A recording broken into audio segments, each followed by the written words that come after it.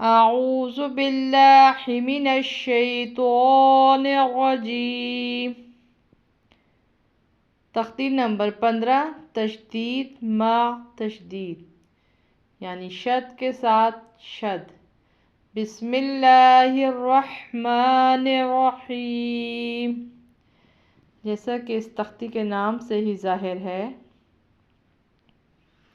کہ ایسے الفاظ اس میں پڑھے جائیں گے جن کے اندر شد 2 یا 3 بار آ رہا ہو، جیسے حمزہ پڑی زیر لام ساکن ال، لام پڑی زبر لام ساکن لل، ال لل، لام پڑی زبر لا، ال لل لا، زال پڑی زیر یا ساکن زی، الذی،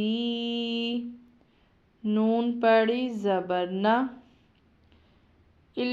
الذین۔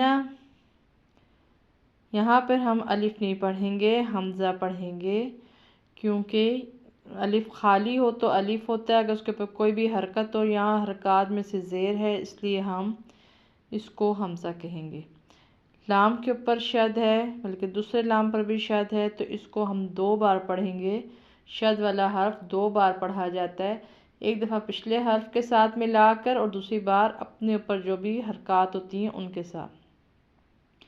اس لیے ہم نے حمزہ پڑی زیر لام ساکن ال، پھر لام پڑی زبر لام ساکن لل، ال لل، لام پڑی زبر لا،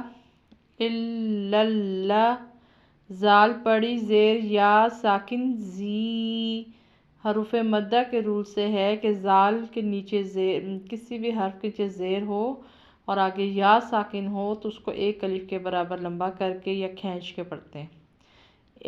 الذین۔ شد والے حرف کو تھوڑا سا سختی سے پڑھتے ہیں، مطلب ایسے جوڑ لگا پڑھتے ہیں، جوڑ سے یا ملا کے پڑھتے ہیں کہ محسوس ہو کہ شد ادا ہوئی ہے۔